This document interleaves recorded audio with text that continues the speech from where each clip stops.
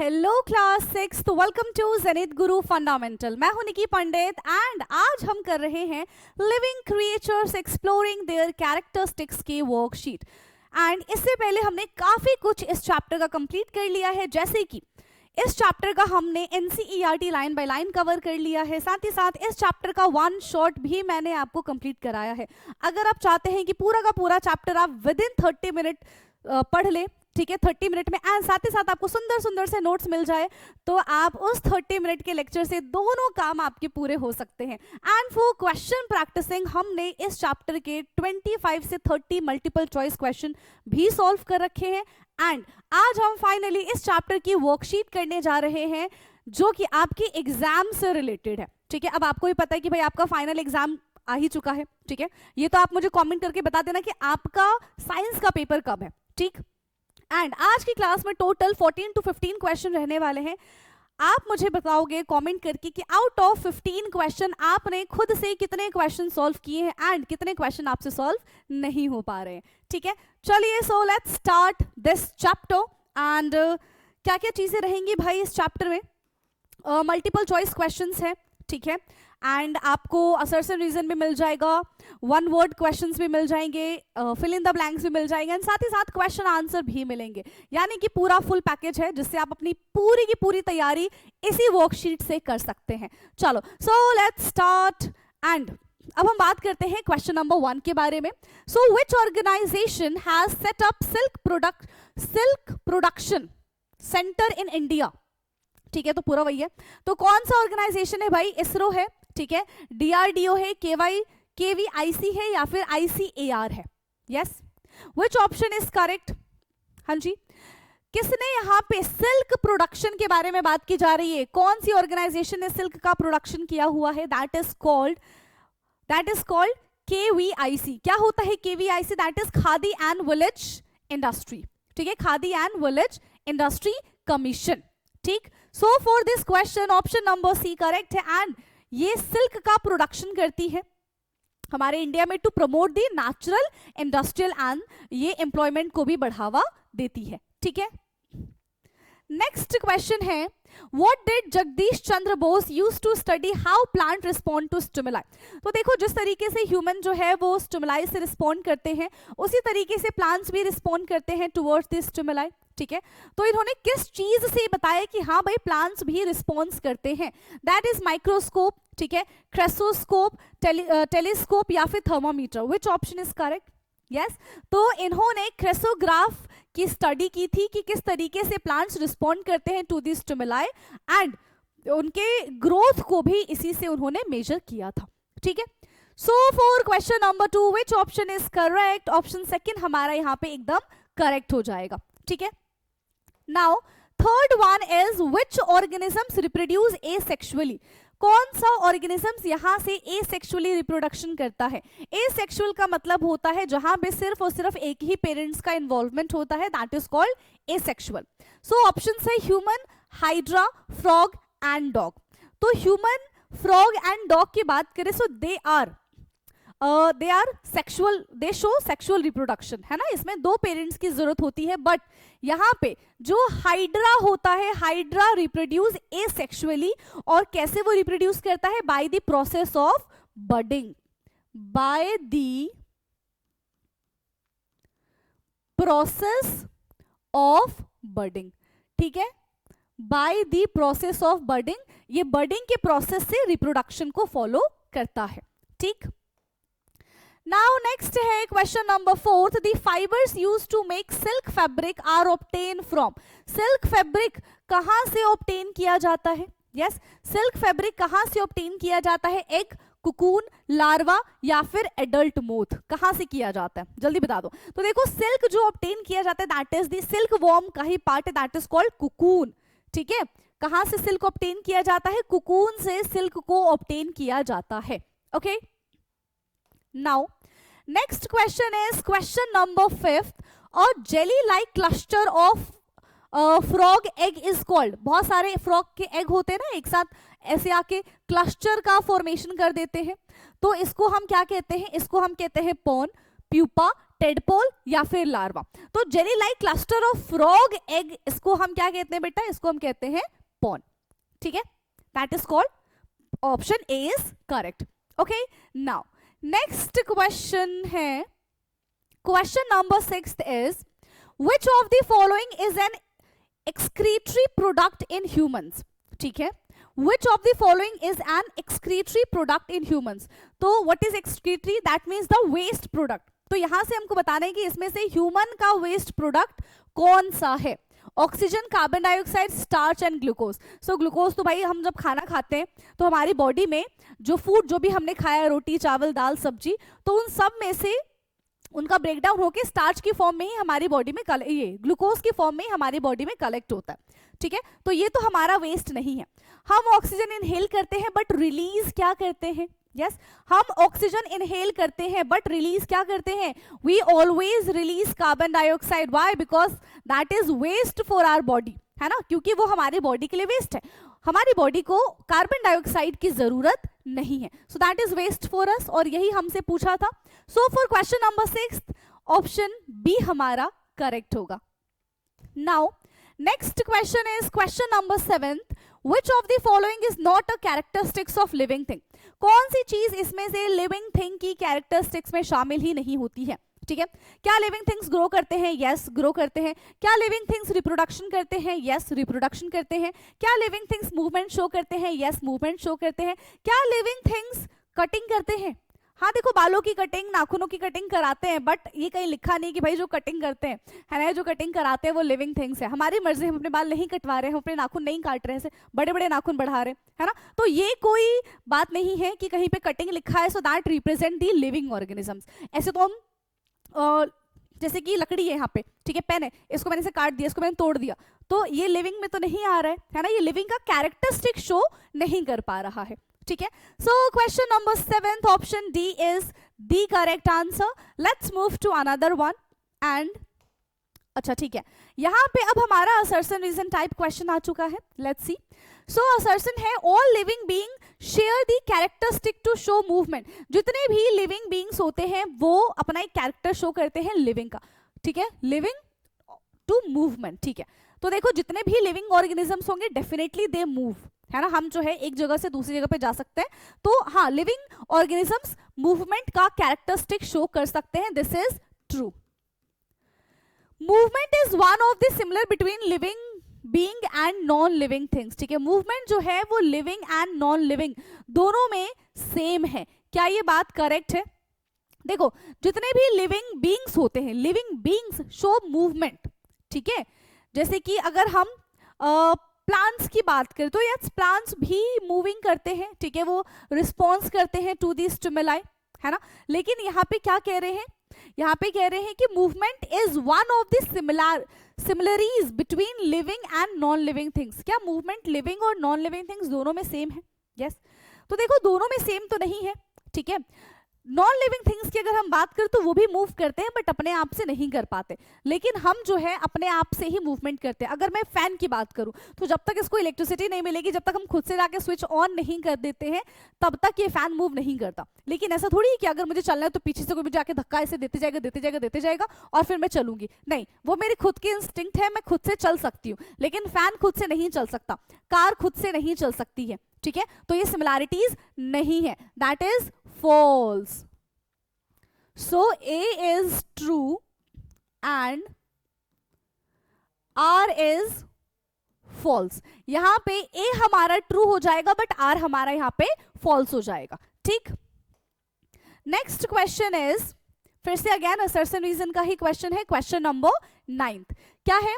The presence of light is not essential for germination of seed, ठीक है। Seed को germinate करने के लिए लाइट की रिक्वायरमेंट नहीं होती है, हाँ, जरूरी नहीं है, light is not essential to germination of seed, ठीक है। उनको किस चीज की जरूरत होती है? उनको ऑक्सीजन की जरूरत होती है, बट लाइट की जरूरत उनको इतनी नहीं होती है, ठीक है। सनलाइट इज सूटेबल, ठीक है, सूटेबल टेम्परेचर चाहिए होगा, बाकी सारी चीज चाहिए होंगी, दिस इज ट्रू। नेक्स्ट है sunlight soak in the seed coat and help the embryo grow. Yes, which option is correct? देखो यहाँ पे बता दो, sunlight soak in the seed coat and help embryo grow. Is it true? Yes. तो देखो sunlight does not soften the seed. ठीक है, sunlight जो है ये सोकन की जगह सॉफ्टन कर लो. तो सनलाइट जो है वो सीड्स को सॉफ्टन नहीं करती है. ठीक है, तो ये जो बात है यहाँ पे एकदम इन्होंने गलत बोली हुई है. Again A is true but R is false. A यहां पे ट्रू है बट आर यहां पे हमारा फॉल्स हो जाएगा. ठीक, नेक्स्ट इज, चलिए तो यहां पे अब हम आ चुके हैं question number 10th, that is fill in the blanks. All living beings need dash to survive. सारे लिविंग बींग्स को क्या चाहिए? भोजन चाहिए, है ना, खाना चाहिए सर्वाइव करने के लिए. So they need food. Tadpoles use dash to breathe. Tadpoles के पास क्या प्रेजेंट होते हैं? टेडपोल्स के पास उनके गिल्स प्रेजेंट होते हैं जिनसे वो सांस लेते हैं. ठीक है, tadpole use gills to breathe. Okay, the organ in human responsible for pumping blood is the. हमारे बॉडी में कौन सा ऑर्गन है जो हमारे ब्लड को पंप करने में हेल्प करता है? यस, जो डीऑक्सीजनेटेड ब्लड को ऑक्सीजनेटेड ब्लड बनाने में हेल्प करता है, दैट इज आवर हार्ट, है ना. Now the stage of a frog before hatching from an egg is called. The stage of a frog. ठीक है, फ्रॉग बनने मतलब एग को हैच करने से पहले वाला जो प्रोसेस है उस मतलब उसको हम क्या कहते हैं? उस स्टेज को क्या कहते हैं? That is called embryo. क्या कहते हैं? Embryo. Shoot of the plant grow towards dash while root grow towards dash. तो शूट जो है वो किसकी तरफ मूव करता है? Shoot grow towards the light while root grow towards the gravity और टुवर्ड्स द वाटर बोल सकते हैं हम. ठीक है, shoot of plant grow towards light. ठीक है, एक लाइट की तरफ मूव करेगा, है ना, और दूसरा किसकी तरफ मूव करेगा? एक लाइट की तरफ मूव करेगा और दूसरा किसकी तरफ मूव करेगा? टुवर्ड्स द वाटर, और we can say towards the gravity. Towards gravity, और इसको हम अगेंस्ट ग्रेविटी लिख सकते थे, है ना. लाइट, अच्छा लाइट और अगेंस्ट ग्रेविटी लिख दो. Shoot of the plant grow towards light and against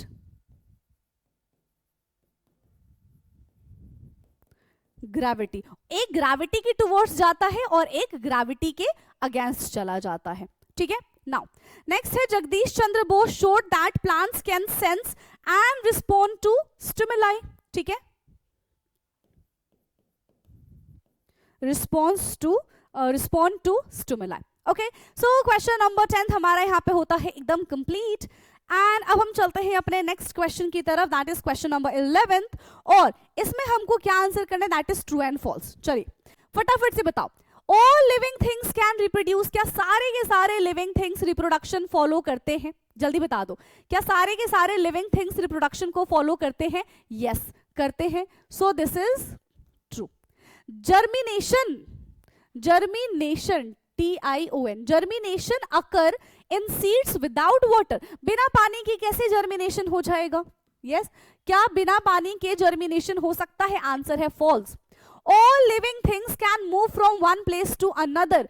क्या सारे के सारे लिविंग थिंग्स एक जगह से दूसरी जगह मूव कर सकते हैं? नहीं कर सकते. प्लांट को देख लो ना, वो रिस्पॉन्स करते हैं टुवर्ड्स द स्टिमुलाई बट खुद से चल के एक जगह से दूसरी जगह पे नहीं जा सकते. ठीक है, एक जगह से दूसरे जगह पे ये लोग नहीं जा सकते हैं. क्या इतनी बात समझ में आई है? यस, क्या इतनी बात समझ में आई है? नाउ नेक्स्ट पे आ जाओ. Amoeba reproduce by budding. Budding का किसका था? हाइड्रा का था, है ना. Hydra reproduce by budding. ये भी एसेक्सुअल रिप्रोडक्शन करता है but the process is not budding. ठीक है, सो दिस इज फॉल्स. ये भी हमारा फॉल्स हो जाएगा. Animals excrete waste product through various organ. Animals जो है, एनिमल का जो वेस्ट प्रोडक्ट है वो अलग अलग ऑर्गन से बाहर आता है. ठीक है, यस, हमारे पसीने को देख लो, कार्बन डाइऑक्साइड देख लो. ठीक है, so yes this is true. Plant do not need air to germinate. Plants को एयर की कोई जरूरत नहीं है जर्मिनेशन करने के लिए. क्या ये बात करेक्ट है? देखो, हमेशा याद रखना, जिस तरीके से एनिमल्स को यानी कि ह्यूमंस को जरूरत होती है, ठीक है, सांस लेने के लिए, रेस्पिरेशन करने के लिए ऑक्सीजन की, उसी तरीके से plants also need oxygen to respire. ठीक है, प्लांट्स भी तो सांस लेते हैं, वो भी तो रेस्पिरेशन का प्रोसेस फॉलो करते हैं, so they also need oxygen to respire. ठीक है, एंड फोटोसिंथेसिस के लिए they need carbon dioxide. Clear है? So plants do not need air to germinate, this is false. ठीक है, क्लियरली ये हमारा क्या हो जाएगा, फॉल्स हो जाएगा। Okay, now let's move to the another question. Okay, तो यहां पे हमें वन वर्ड में आंसर करना है। ठीक है, नाउ क्वेश्चन नंबर 1 है यहां पे हमारा, name the process by which plant prepare food. Yes, plants अपना खाना किस प्रोसेस से प्रिपेयर करते हैं? Very easy question, that is called photosynthesis. क्या बोलते हैं इसको हम? फोटोसिंथेसिस। ठीक है, name any tiny pores on leaves that help in gas exchange ठीक है, and excreting excess। ठीक है, चलो यहां पे समझो, टाइनी पोर्स कौन सा होता है प्लांट्स में, एंड एक्सक्रीटिंग एक्सेस है। ठीक है, टी आई यहां से गायब हो रखा है मेरे ख्याल से सब में, दैट इज कॉल्ड स्टोमेटा। क्या होता है? Stomata. Okay, removal of waste from living beings, that is called excretion, है ना? वेस्ट को रिमूव करना हमारी बॉडी से, इसको हम क्या कहते हैं? एक्सक्रीशन कहते हैं। Name the organ of respiration, RESPIRATI, सब में से TI गायब है। रेस्पिरेशन इन फिश, तो कौन सा यहां पे ऑर्गन यूज किया जाता है फिश के रेस्पिरेशन में? That is gills. Name the protective, CTIVE, covering of seed, the protective covering of seed is called seed coat. Food for growth and development of living being, food for growth and development of living being, that is called, क्या बोलते हैं इसको हम? yes, क्या बोलते हैं? हमें क्या चाहिए? खाना हम क्यों खाते हैं? क्योंकि हमको न्यूट्रिएंट्स मिले। ठीक है, nutrients. Name the life cycle stage between tadpole and adult frog, उसको हम क्या कहते हैं?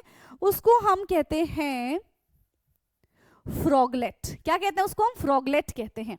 ओके, नाउ नेक्स्ट क्वेश्चन है, what is Metamorphosis? Very important question. क्या होता है मेटामॉर्फोसिस? तो मेटामॉर्फोसिस एक ऐसा प्रोसेस होता है एनिमल्स में जहां पे हमको ड्रास्टिक चेंज देखने के लिए मिलता है from their early stage of life and their young stage of life में, so that is called metamorphosis। ठीक है, what is metamorphosis? So metamorphosis is a process, metamorphosis क्या होता है? metamorphosis is a process by which metamorphosis is a process by which animal undergoes a drastic change in body।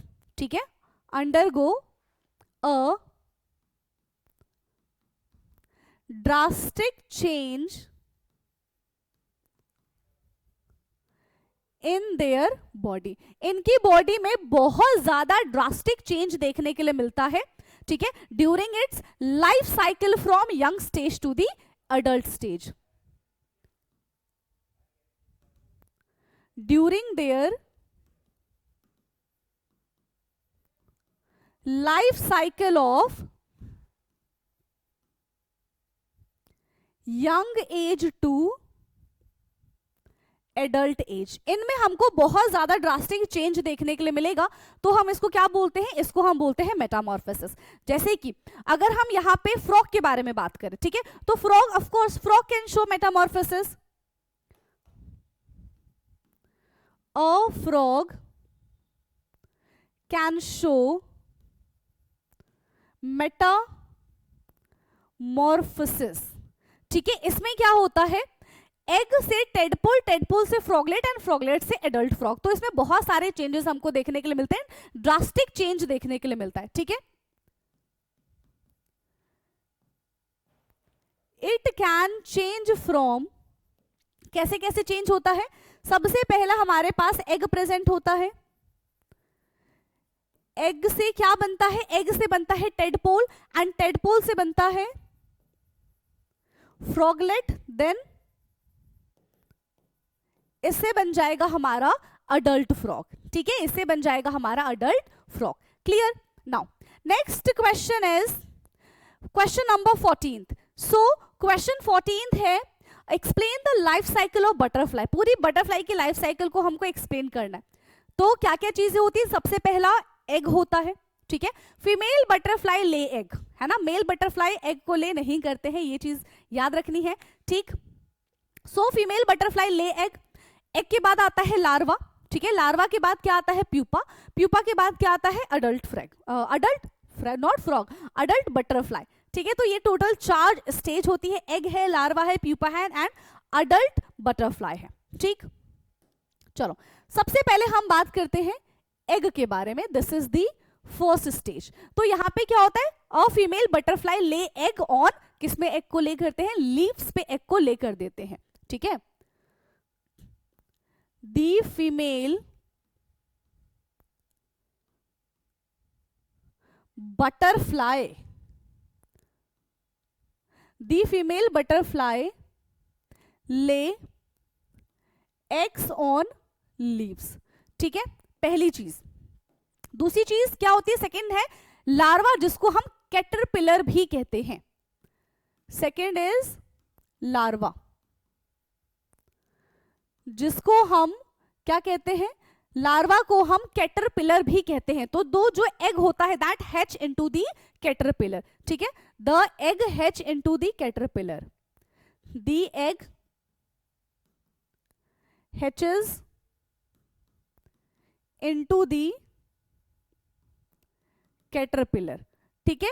जो egg होता है वो किस में कन्वर्ट हो जाता है? कैटरपिलर में कन्वर्ट हो जाता है। It eat leaves and grow quickly, ठीक है, वो पत्तों को खा के जल्दी से बड़े हो जाते हैं, ठीक है। They eat leaves and grow quickly, they eat leaves and grow quickly. Third वाला पार्ट यहां पे क्या बताया था? थर्ड प्रोसेस कौन सा होता है? दैट इज प्यूपा, ठीक है। थर्ड प्रोसेस क्या बताया था? That is pupa. अच्छा, प्यूपा में क्या होता है भाई? हाँ, प्यूपा में क्या होता है कि जो कैटरपिलर है वो अपने ऊपर एक प्रोटेक्टिव कवरिंग कर लेता है, जिसको हम क्या कहते हैं?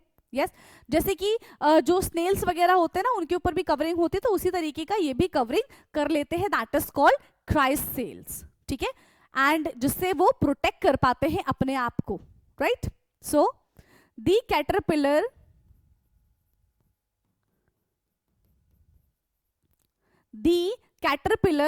form a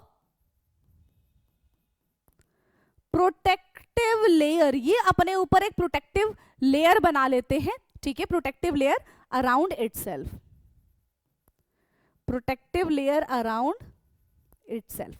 ये प्यूपा वाला केस है। नाउ लास्ट क्या बताया था? अब यहाँ पे ये अडल्ट बटरफ्लाई बन चुके हैं, जहां पे ये उड़ सकते हैं, ठीक है, और अपने उस शेल से, अपने उस प्रोटेक्टिव शेल से बाहर आ सकते हैं। उनके पास अब पंख आ चुके होते हैं एंड वो भी अब खुद एक एग को प्रोड्यूस करने में कैपेबल होते हैं, यानी कि अब रिप्रोडक्शन करने के लिए दे आर रेडी, ठीक है।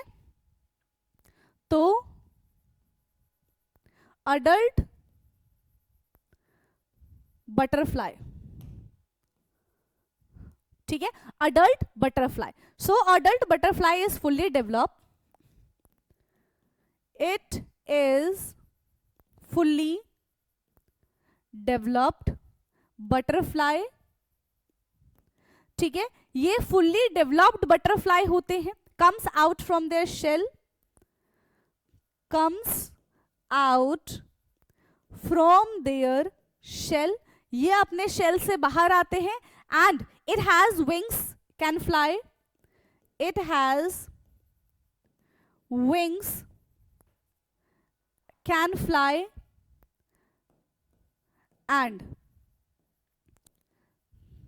they can reproduce also, और इस स्टेज तक आते आते ये रिप्रोडक्शन के प्रोसेस को भी फॉलो कर सकते हैं। So this is question number 14, ठीक है। चलो इसके बाद हम बढ़ जाते हैं अपने क्वेश्चन नंबर 15 की तरफ. So question number 15 is what are the similarities and the distinguishing features in the life cycle of mosquito and frog. ठीक है, मस्कीटो एंड फ्रॉग में क्या सिमिलैरिटी है, ठीक है, और क्या डिफरेंसेस हैं, इसके बारे में हम बात करते हैं. सबसे पहले बात करते हैं हम सिमिलैरिटी के बारे में. ठीक है, इन दोनों में क्या क्या चीजें सिमिलर. सबसे पहला, बोथ ले एग इन वाटर. ठीक है, बोथ ले एग इन वाटर, दोनों के दोनों वाटर में ही यानी कि पानी में ही अपना एग जो है वो ले करते हैं. ठीक है, दोनों में हमें मेटामॉर्फोसिस देखने के लिए मिलता है, यानी कि दोनों में हमको मेजर चेंजेस देखने के लिए मिलते हैं. So both undergoes Metamorphosis, both undergoes Metamorphosis, दोनों में हमको मेटामॉर्फोसिस देखने के लिए मिलता है. बोथ हैव लार्वा स्टेज, सबसे अच्छी बात है ना. बोथ हैव, दोनों के पास क्या चीजें प्रेजेंट होती है, तो दोनों के पास लार्वा स्टेज प्रेजेंट होता है. बोथ हैव लार्वा स्टेज, दोनों के पास लार्वा स्टेज प्रेजेंट होता है. एंड दोनों के दोनों यंग एज में कहां पे रहते हैं, पानी के अंदर रहते हैं. ठीक है, सो फोर्थ पॉइंट क्या हो जाएगा, young stage of both lives in water. Young stage of both lives in water. So these are the similarities. ये चारों के चारों हमने यहाँ पे क्या चीजें डिस्कस की है, हमने सिमिलैरिटी डिस्कस की. नाउ अब हम डिस्टिंग्विशिंग डिस्कस करेंगे कि भाई इन दोनों में क्या क्या चीजें अलग है ना. डिफरेंस हम देखेंगे कि क्या क्या डिफरेंस है, किसमें, मस्कीटोज में एंड फ्रॉग में. क्लियर.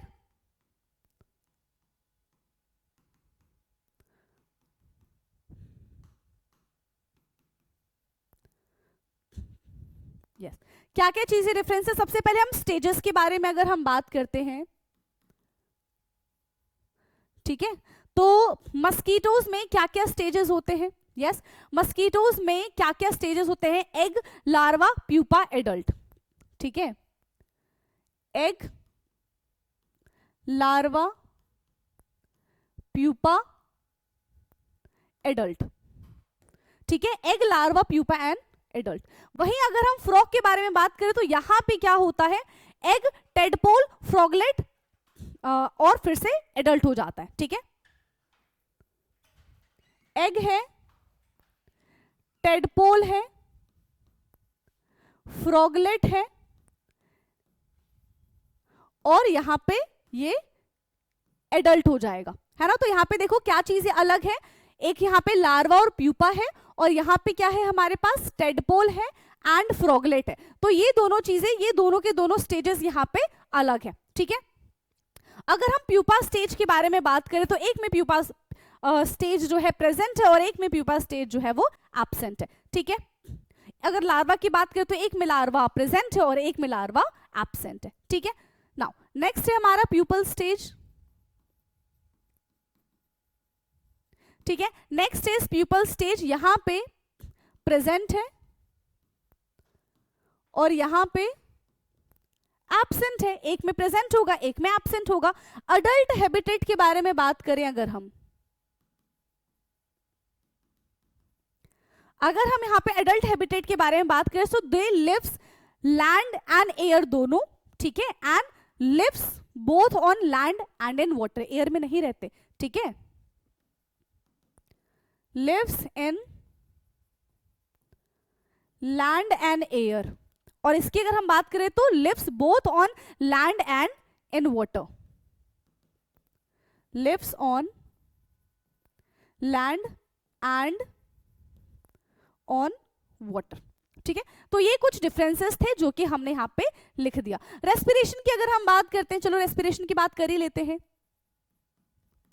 तो यहां पे रेस्पिरेशन में क्या हो जाएगा, मस्कीटो की अगर हम बात करें तो थ्रू एयर ट्यूब. ठीक है, थ्रू एयर ट्यूब्स. और वहीं अगर हम फ्रॉग के बारे में बात करें तो थ्रू गिल्स, थ्रू गिल्स. ये सांस लेते हैं। So these are the differences. तो यहाँ पे हमने सिमिलैरिटीज भी देखी और यहाँ पे हमने डिफरेंसेस भी देखे हैं। एंड इसी के साथ हमारा इस चैप्टर का भी वर्कशीट होता है कंप्लीट। ओके, सो अब हमारी मुलाकात होगी अपने नेक्स्ट क्लास में, नेक्स्ट वर्कशीट के साथ, नेक्स्ट चैप्टर के साथ। तब तक के लिए जितनी भी चीजें बताई हैं related to this chapter which is very important for your exam, आपको वो सारे के सारे लेक्चर्स एक बार देखने हैं। ठीक है, चलिए, so thank you so much and have a nice day, bye bye.